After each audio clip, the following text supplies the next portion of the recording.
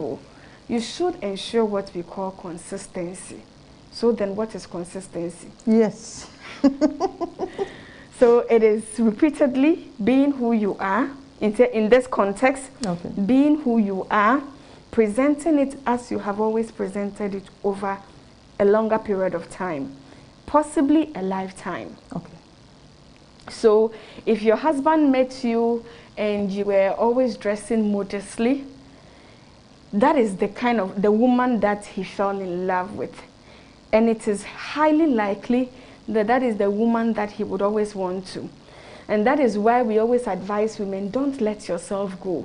Okay. Because you are married, or because you are pregnant, or because you have children. Oh, so we have the stages all throughout the stages All of your life, throughout. from your courtship to marriage. Oh, okay. To childbearing, to the children leaving home. Oh, so And are you telling me that when I'm pregnant and I'm tired and I can't carry, can't I lose up a little? You can look your sexiest. Wow. When you are pregnant. Charlie? Yes. So I think I watched a documentary where a woman was complaining that the husband does not find her attractive because she is pregnant. Okay. And on the other side, asking the husband, it was also difficult for him coming to terms with all the sudden changes. He's dealing with the mood swings, which you yourself, you can't help. He is dealing with your physical appearance, which no matter how much he's trying to help you to keep up with, you can't. Yes, sometimes emotionally, our hormones and other things could trigger certain situations for us. However, we need to be conscious as women throughout. Then we can become consistent with the way we present our image to our family, to our work colleagues, and to all the people around us. Okay, let me go to Faith. Faith, we are still talking about this consistency and the image of a woman. Let's bring your image of a woman within the neighborhood. For instance, you are living in Adenta or you are living in Kaswa. Now you've moved from there to a different neighborhood. Consistency and your image, how does it play a role over here? And how should people see you? Yeah, Auntie Betty, I want to thank you so much for the opportunity. And then I must say that today I'm going to be as practical as I can. Very in plain words, so that women will understand us more, because it breaks my heart to see a lot of women struggle through marriages. Okay. And this week I've been speaking on different platforms concerning the same issues. You know, as Auntie Constance has said, it's very good to keep on doing what you have started, what people know you to be. You should keep on maintaining that kind of image. When you go into an environment, sometimes, you know, our problem as women is that sometimes we pretend too much for people to like us. Yes. Whatever you are, let people know who you are, your strengths and your weaknesses, so people will accept you for who you are. So whatever you are, when you get to an environment, try to blend well. Don't be shy of your weaknesses. When people come around you, let them know, oh, Faith, I'm lively. Faith, I am a kind person. But sometimes when I am overpressured, this is what the outcome will be. So when you have a dialogue, or when people see in a certain light, and then they know who you are, you realize that you don't hit them with surprises. Okay. So consistency is very, very needful in our daily lives. Let people, how people know you. The first time you got to the environment, people need you smile to people. Let's say maybe you throw parties, you are kind. That is what they have known you to be. So you make sure that what you have portrayed in their eyes, you keep on maintaining that positive lifestyle, and people will like you for being who you are and being consistent about it. Very good. And within the church, yes. Let me just pass this through. Let's within the church, do you think consistency? Oh, yeah. So, for instance, if you join a different church altogether, and then you begin to portray that you are a Christian, how should your consistency here be? Your relationship with your church? Yes. With the church especially, you know, information do travel a lot. Yes. So who you are doesn't hide. And that is exactly what Faith just mentioned. Who you are never hides. if you are an honest person, let it flow throughout your life. I'll share one experience with you. The nature of my job, everybody knows human resource people are confidential. Okay. So somebody had, I did not even know that somebody had a problem with how much I could hold on to information. And then recently I got this feedback from that individual that, you know, there have been times when we have said, oh, you want somebody to tell you this, you will never hear it from Constance. This individual will now feel comfortable telling me about something that is sensitive because they know that they will not go and hear it anywhere else. Okay. And that it could be kept between. Sometimes the way you are consistent, people might not appreciate it. However, the way you are, people might not appreciate it, but if you are consistent with the way you are. So how you are, people may not appreciate, but consistency with what you are. Yes. Okay. They would come to know that this person, Faith, this is how Faith is. Constance, this is how Constance is. And they would accept you, and they would even appreciate that value that you bring to the table. Very good. Madam Lydia, Mrs. Bedia Akwansari. Hi, Auntie Betty. Are you available? I did here. Very good. So we are still on consistency. We want to find out from you. You know, in courtship, we try to pretend a lot. Before I come to you with the real question I want you to answer, give an advice to women who are courting. What will you say to them in terms of consistency? Yes, thank you very much for having me today. That's my first time, and I hope I will contribute meaningful to this program. Amen. Courtship, as you said, courtship is different from marriage. Yes. And a lot of young ladies do pretend during courtship, or let's say the both ladies and men sometimes do pretend. Marriage is a different ball game from courtship because of this pretense. And as we are discussing consistency, young ladies should make it a point not to double standard. If you are not consistent, then you mean you are playing a double standard life. Okay. Show your real character when courting, and in marriage, just you have to be consistent with your real character. No double-minded here. This is what I would advise the young ladies here. Okay, so to your main question, I want you to tackle for me, okay? How should women interact with their husbands? Before work, before going to work, waking up from bed, preparing the family to go to... How should women interact with that? Because we want to find a way that as women, we will pay critical attention to details in the house. In light of the image of a woman, how should we interact with our husbands? Okay. So I will say marriage is very beautiful and it's great. Okay. Because something that God blessed in Eden, he blessed after creating man and woman, he blessed them. And something that is blessed should be enjoyable and is great. So as a woman, you have a burden to keep up your home. Okay. So I would say that a lot depends on a woman in the home. There is no photocopy in marriage. Okay. You cannot look at your neighbor and say, I want to have my marriage look like this couple. Okay. And I will say also that there's no formula in marriage. When you enter into marriage with all the counseling and everything, it's up to you to create your own path. Okay. People will share their experiences, will give you advice and promise, but it's up to you to create your own path. So as you are married now and you are living with your husband, I know you courted, you know how he behaves, some of his temperament, and then that you decided that, yes, this is the man I want to live the rest of my life with. Fine. So I want to. So you just go into marriage and you start making your home an enjoyable one. So yes, how do you keep your marriage children are in the marriage now, as a woman, you are responsible to keep the home. Children will go to school. You have to prepare the meal for the family. You have to let them know that, yes, Okay. you are the mother in the house. Wake up in the morning.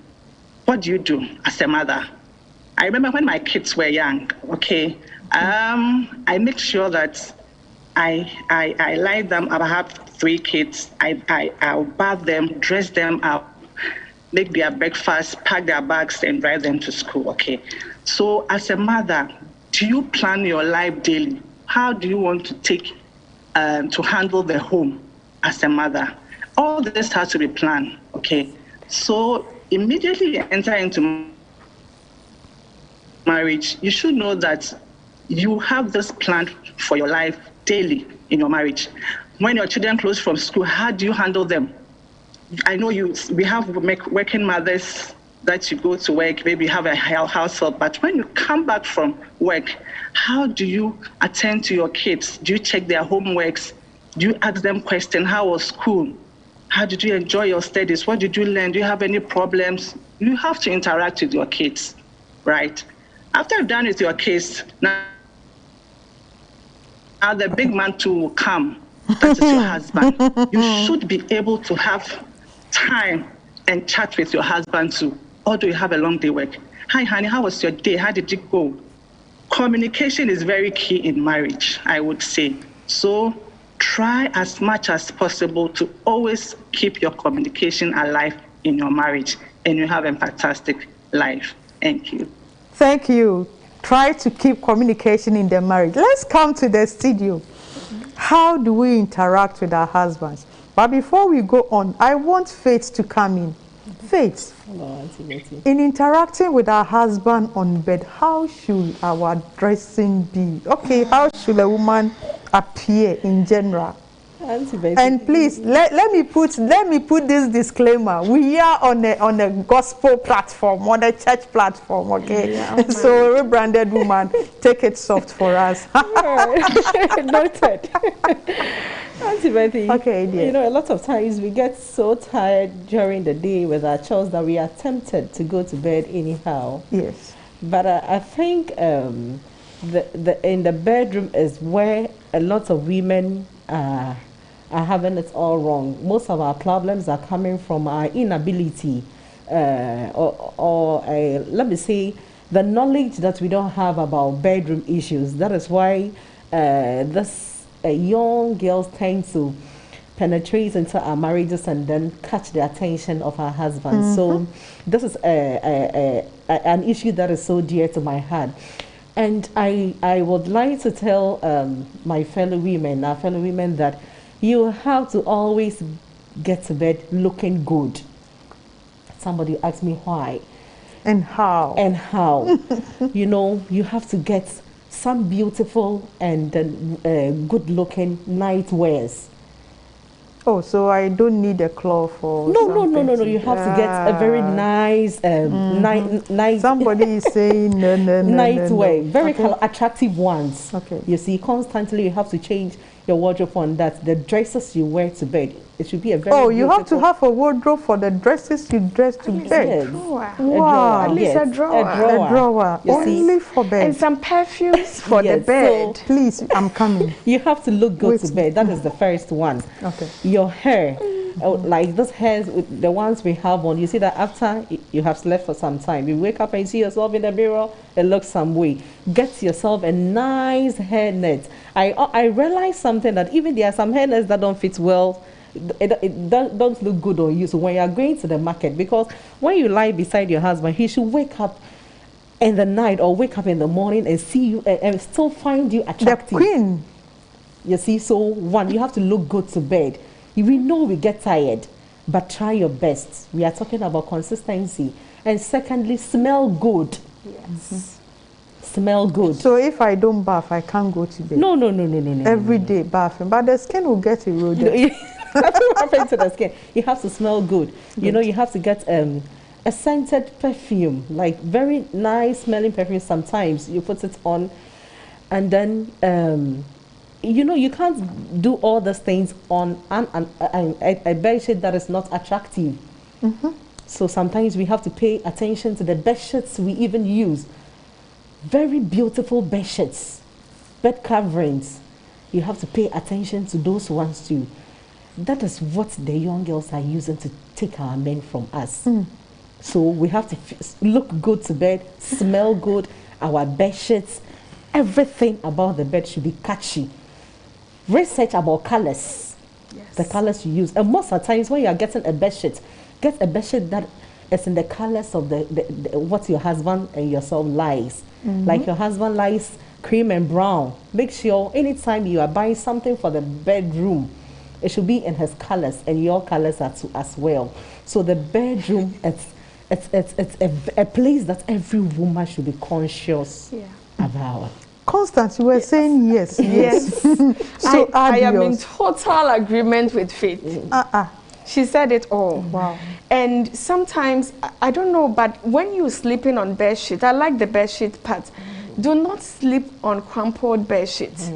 Iron it. The pillowcases, iron them. Make them look neat. The way when you went for your honeymoon, the way that bed was looking, if you don't remember how that bed was looking, between you and your husband, book another reservation and go and check out the bed. And always make sure that it is looking that way. And as much as possible, let's try and avoid so many things in the bedroom. Have the bed there. If it is a mirror,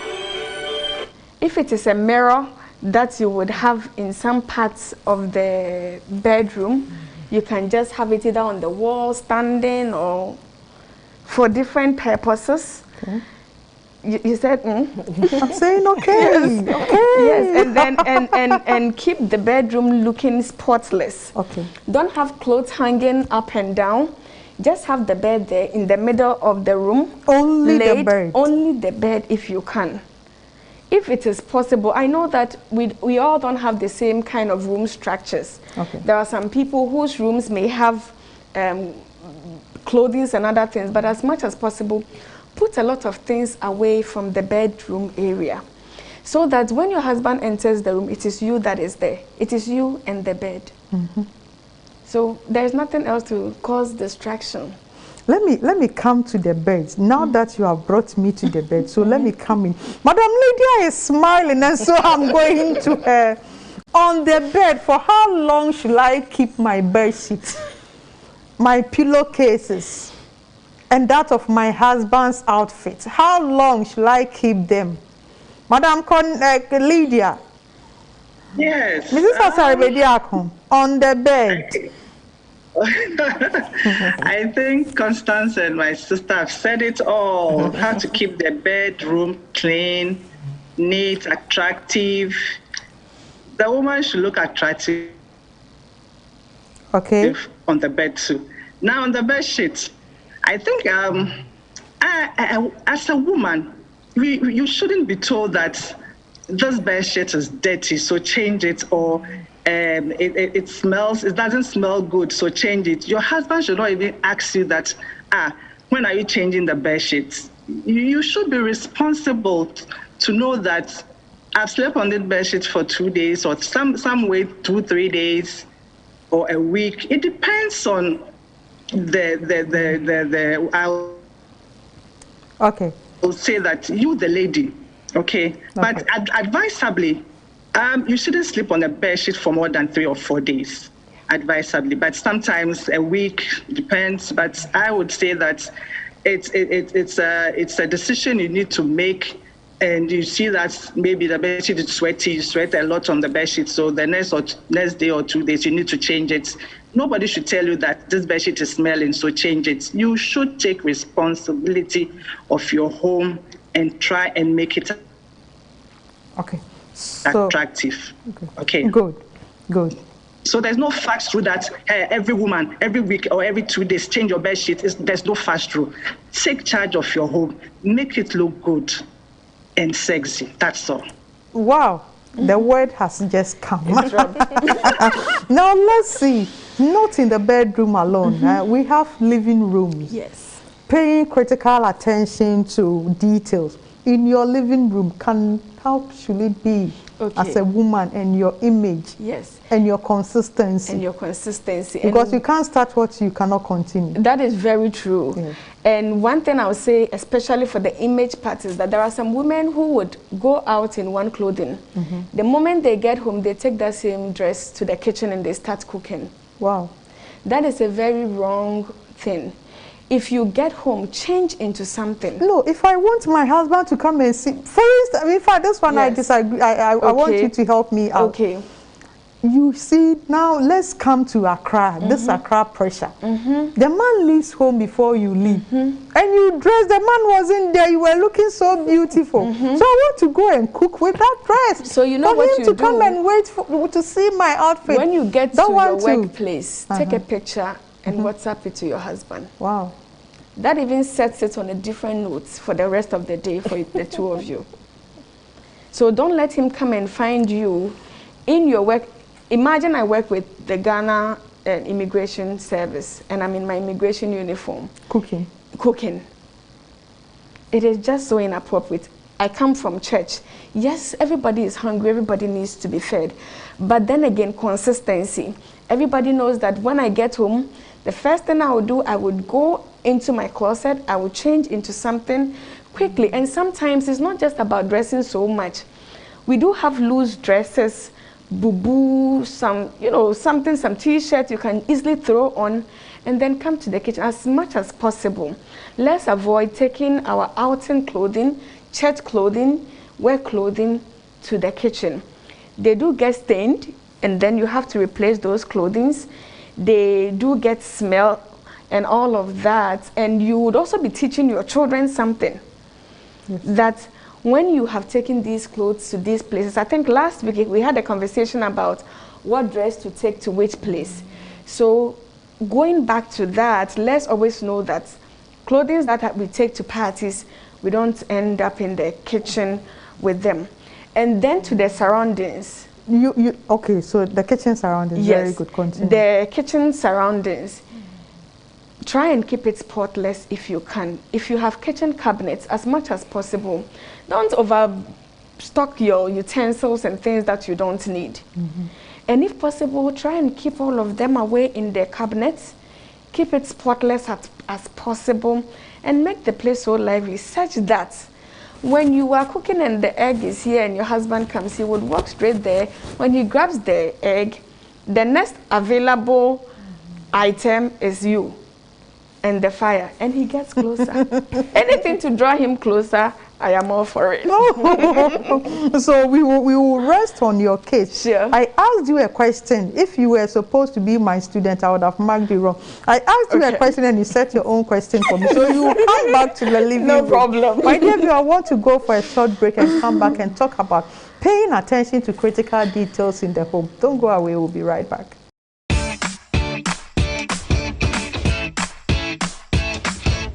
The rise of international pandemic. COVID-19 is killing thousands each day, polarizing global politics, increasing destructive natural disasters, the rise of fake news and false doctrines. What does it all mean? What does the future hold? Are we living in the last days?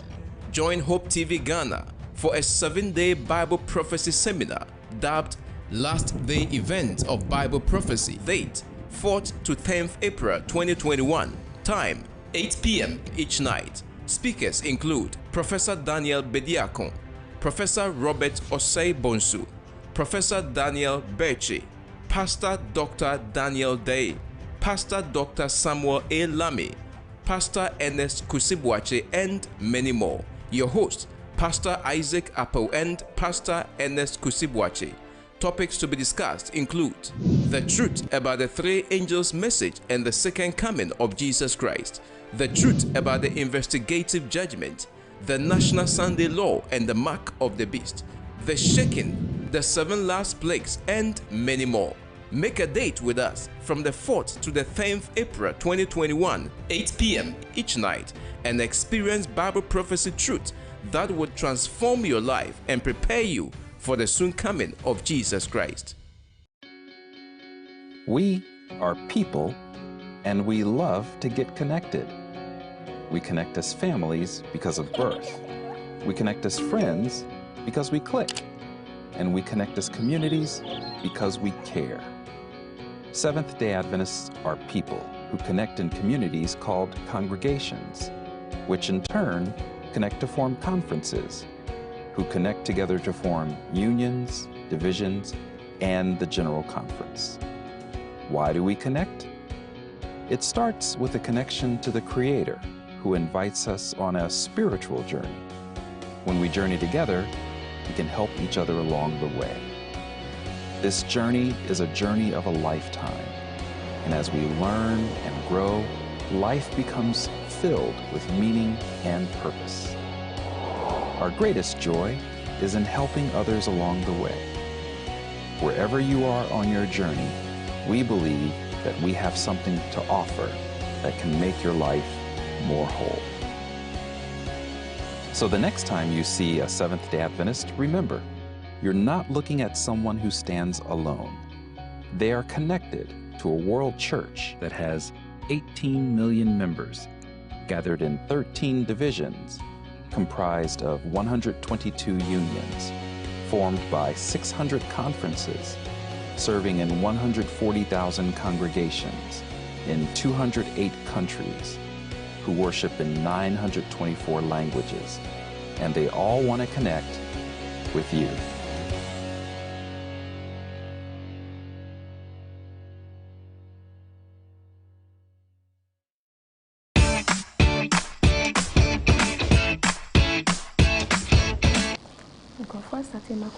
Thank you, my dear viewer, for staying with us. We are so grateful that you always make time to watch us. We are still discussing paying details and paying critical attention to details in the home.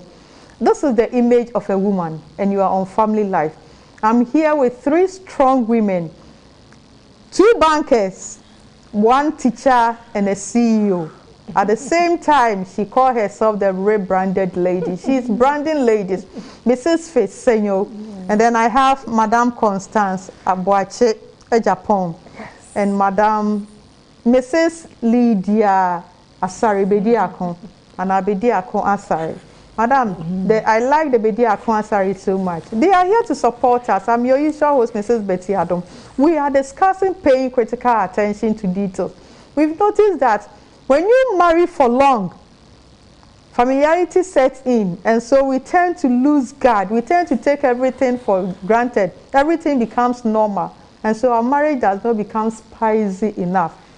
That is why in this month of March, we have taken upon ourselves to do women grooming, the image of a woman in the home, in the society, even in everywhere you find yourself.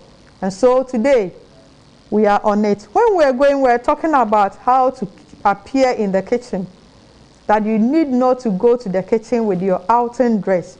Always look smart and good in the kitchen. Now let's go back to the living room that she ran away from it. So in your living room, like what we normally call our hall, how should you appear? Okay. And how should the place be in light of you winning the heart of your husband and the family?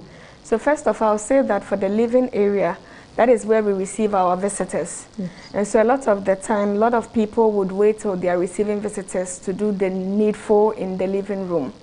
You and your family are the first visitors of your room, of your house. So make sure that you impress your own self so that when your visitors come, you don't then need to start organizing things out of the way. If possible, for what we have as remodeled modern homes, we keep very minimal items in the living area also. So it could be some couch that you have, the TV on the wall, if you have a flat screen, maybe some painting that is attractive. You could have a little corner where you have all family pictures, and not just have them all the way. As much as possible, always think of clarity. when you are doing some of these things, because currently we are bringing up children who are distracted in so many ways. They are always on their phone, they are distracted in so many ways in their schools and all that. When they come home, what they should have is some form of clarity around them. Sometimes there are, you could travel and come back and there are odors in your room. As a woman, there are ways of taking some of these things even away from the living room and all other rooms. When you open, is it baking soda? It can extract smell from the room. Some of these little skills, we should learn it so that we can apply it in our rooms. There's in our homes. There is also another called vaporizers. Not so expensive. You can just light it with tea candles, the little candles in silver containers. Pour some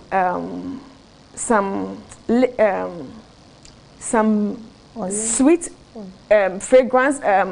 Was it fragrance? You know these fragrances in smaller bottles and all that. On it, burn it, and then you can have it all in the room. Another one that I have in recent times discovered is this pine saw and fabulizers or whatever they call it, detergent that we use to wash. Yes. You know, you can actually burn pine saw in the house. Wow, the liquid. And that liquid and that smell would just take over that whole house and create this romantic atmosphere. I mean the liquid we use to disinfect the floor. To clean the floors, yes. The ones that smell good. Okay. Instead of just using it to clean, burn some of them in the house. In some little corner, you would have that smell all over the house, and somebody will not even know what is there. Wow. They enter and they think it is some luxury. It is something that is not so expensive. It is the skill that you, the woman, you are adding. That is what is creating that sweet aroma in sweet fragrance in the house. Yes. So there are a lot of tricks. Let's learn from each other. Rebranded woman, you come there, but let me acknowledge our Facebook viewers. There are comments over here. We have Caleb saying he's calling from Kenya. And Caleb, we are so grateful. We're saying that good lesson. We are so grateful for you joining us this evening. And then we have another friend, Kofi Prempe from Ebuakwa. And we have our dear Equia.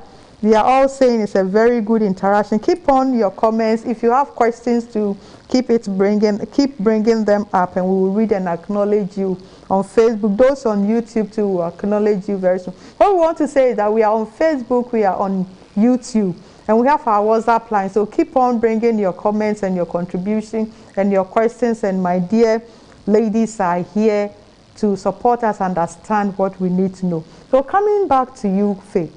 In the living room, she has talked about putting this here, putting this there. Add something to it. What should we do? How do you rebrand our image in the living room? I think Auntie Constance has said a lot. But one thing I would want to talk about is about the fact that we should always keep the room well ventilated. Okay. You know, some people enter the living room and they are met with certain smells. Yes. You have to keep the windows opened always. Anytime you go out and come in, the first thing you should think about is to open all the windows to the living room so that you have some air coming in. That one saves you from a lot of trouble or thinking about how like the signs get sharp and all those stuff. And again, we have to teach our kids.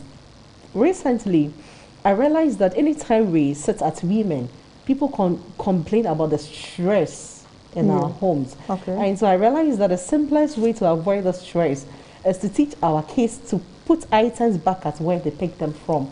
Very good. Because a lot of times we use so much energy trying to put this thing here before we go to bed. So teach your kids that when you pick this, send it back there. So at the end of the day, you don't have a lot of work to do. And I want to talk lastly about colors. That one, I'm very passionate about that one too. You know, somebody would want to use a wine sofa, and then you go for some other color, and this thing is a different color, and this one is a different color.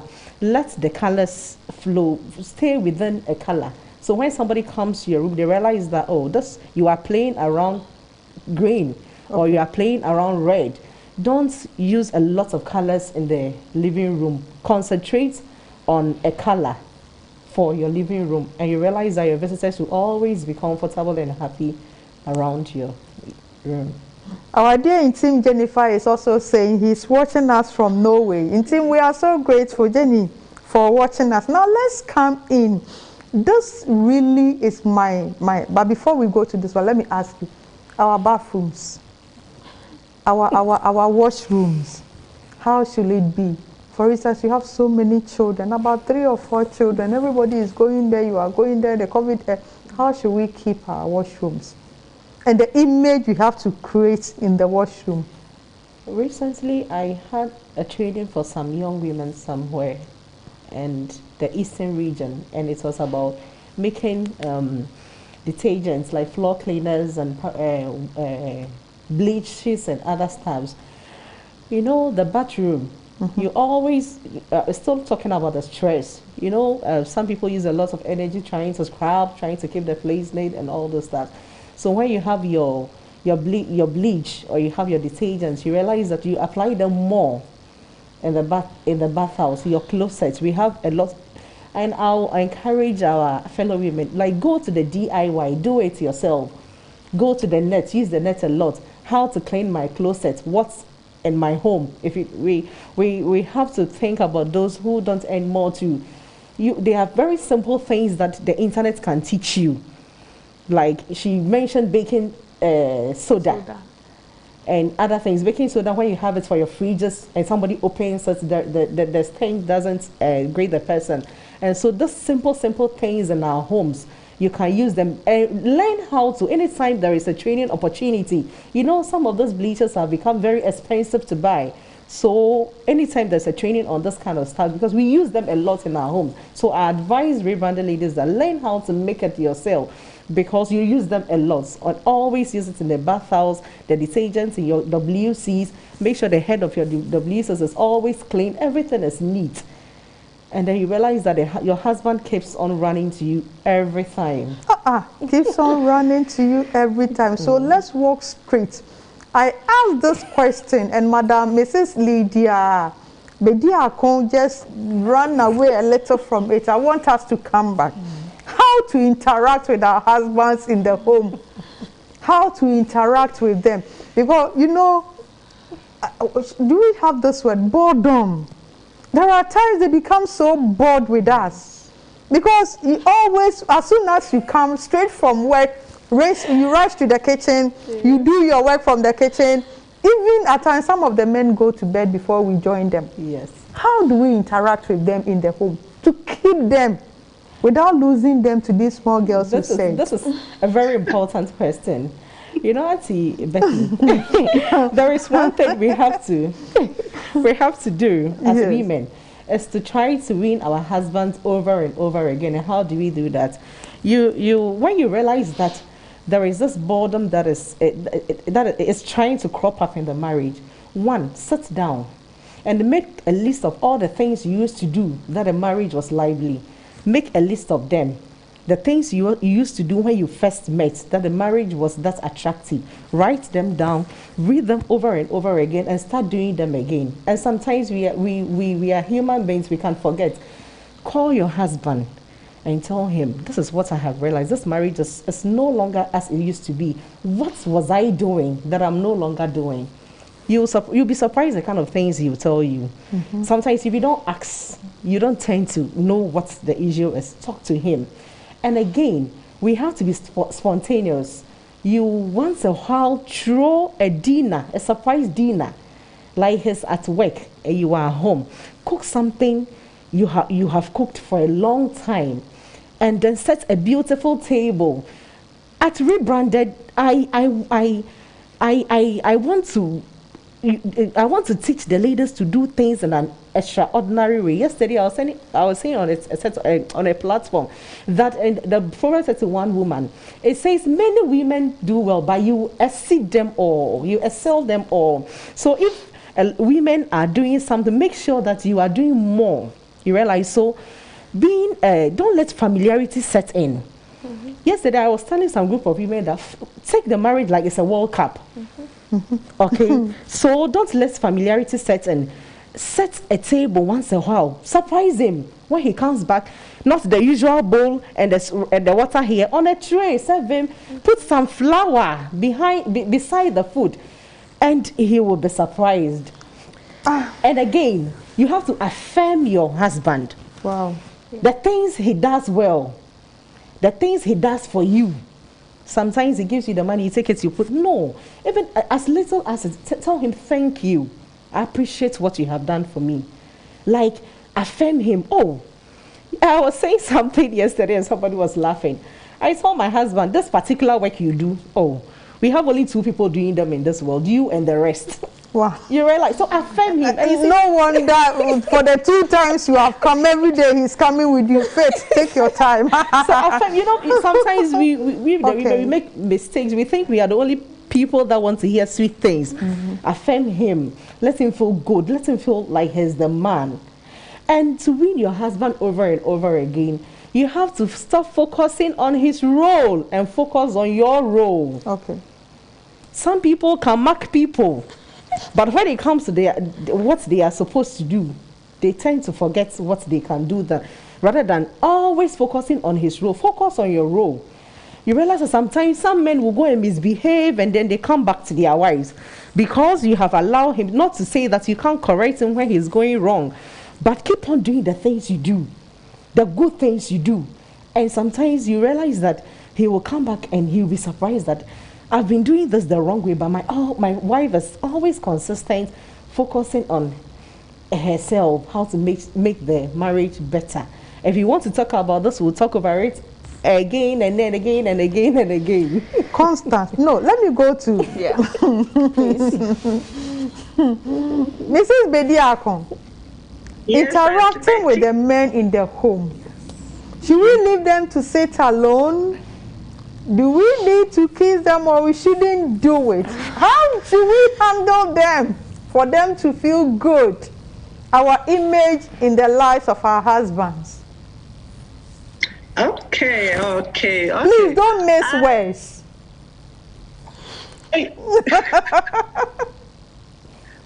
Sorry? I didn't hear you. I'm saying don't miss words. Please let us know exactly how we should treat them. Okay, so I would say that I would say we should seal our marriage. Seal our marriage means that I have just 4 tips for every woman. Okay. SEAL, seal your marriage. Okay, as my sister just said, the S stand for we should show appreciation. She said it all. Appreciate your husband. If you give out the chop money, thank your husband. Let him know you are grateful. God bless him. Appreciate him. That is the S. The E is we have to have effective communication. Let's chat. Chat with your husband. When he comes from work, sit down. How did you go at work? How was your day? And then talk to him about your day too. Have effective communication. Let's talk about the kids, the family. Do concerns more about the neighbors around. I mean, let's have life in your marriage, effective communication, okay? Then the A, I term the A as affection. Let's be generous in our affection to our husbands. Let's hold them. At least you sit by him, you touch him small, he touches you, you give him pegs, watching TV, you be holding him. Then the affection will start, you see. So, and then lastly, we should listen to them. Okay. As the Bible says, we are to submit and they will love us if we submit. Okay. Listen to your husband. Sit down with him. Whatever he tells you, listen, give you ideas. Sometimes you need to put our phones down a bit and sit down and talk. You come home, he's on his phone, you're also on your phone every day chatting, and then you'll be on social media every time. Sometimes when we come home, let's put our phones down and resume the woman of the home for our husbands to be happy. So I will say that these 4 simple phrases, seal, SEAL, to seal our marriages, and it will work for us. Okay. That's what I have. And so as we want to find out, we've said a lot, but as women, How should our husbands and our children see us? Let's take ourselves for instance. What image should we portray to them? Okay.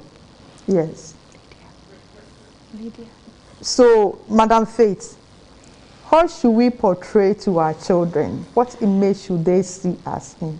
You know, we are a product of where we come from. Okay. Whatever attitude you put out there is as a result of how you were groomed and or what you saw in the home. Most men are wife beaters because they saw their fathers beating their mothers. Most people yell at people because they saw their mothers doing that to people. Mm-hmm. And then so if you want your children to grow and become better people, mm-hmm. you have to, when you want your children to become better people, then you have to act well before them. Try as much as possible that you don't quarrel with their fathers before them. You don't talk about people before them. Okay. You don't put up any negative attitude before them. You always have to portray a good image before them, because you should always know that what you are doing, mm-hmm. unconsciously, your child is picking it up. Okay. Yeah. In school, you can see a people and know the kind of home the child is coming from, per the way they behave. So if you want our children to become better people, for people to see them, that we are grooming them well, then we have to portray a positive image before them. Okay. So, Mrs. Bediakon, how should our family see us as women, our children, our husband, from your perspective? Our children, our husband, to see us as role models. How do you relate to your husband? How do you relate to your kids? Okay, we should be circumspect in our relationship for them to know that we are role models. How do you talk to your husband in front of your kids? How do you acknowledge them when they do something good, when they do something bad? Okay, we have to know how to talk to them, and they will learn from us. That is the beauty of marriage as a woman. That is the beauty of marriage as a woman, how to talk to our children. Now we want to also see our children, you know, we are using this to wrap up. They are going to grow to copy us. Mm-hmm. They are going to grow to demonstrate what we do. When you look at nowadays, especially, I always use Accra as a case study. Most of the career women have house helps. And so children will grow up. They don't know how to do anything. How do we help our children to appreciate and love working, doing their house chores? How do we let them do it? Now that they have to go to school early, they have to come home and do homework. Should we leave everything to people, or should we do it on our own? How do we help them? So I would say that you don't just leave it to other people. Let your children get involved in the house chores especially, because you are not just bringing these children for yourself. You are bringing up these children for a society. You are bringing up these children to also impact on other people's lives when they grow up and they connect with them in lives, just like you are married to your husband or to your wife. So don't just keep the child away from how you do your things. Teach the children what you do. Then also on the earlier part of the question, okay. Again on the role model factor, the children are really watching. One of the things that I continuously say is that for all the years of my life, if there is a place that I have ever seen a couple quarrel, it is on TV. Mm-hmm. Because my parents never made us see them argue back and forth. And so I can't see myself doing that openly with my husband. So to argue, no, because my mother and my father never taught me that. So the things that we are showing our children and our society, we are accountable for them through our children in the future. So let's be very conscious about what we are portraying to the children in the home. Mrs. Senyo, yours will be the last one, but let me go to Mrs. Asare-Bediakon. Madam, you have elderly children. We want to know how you help them to learn how to work in the midst of all their work at school, And then at the same time, you being a career woman, how did you bring them into the family work? Okay, I would say that I have 2 boys and a girl. Okay, and you know how boys are. They wouldn't even want to come and to contribute to the home, but you have to be consistent and you should be intentional to let them do things on their own. Okay, so you should make sure that you make them lay their beds, wash their clothes, help in the house. This is your duty for you to do daily before you go to school or when you close from school. With the girl, as a working mother, you wouldn't have time to teach her to cook daily, but weekends, you make the effort and conscious effort to get her involved in the house chores so that she will also have the bits of what your mom taught you to do. And it worked, okay? So if you rely on how busy your schedule is and you don't make that conscious efforts, or you are not intentional to bring out the kids to know the house chores, you'll be left. Okay, so to know the house chores, as you'll be women, left out. we have to be intentional in bringing them to work. Okay, yes. Okay, and so we want to wrap up with this. Normally, we know that we are always under pressure, women, rushing to work every morning.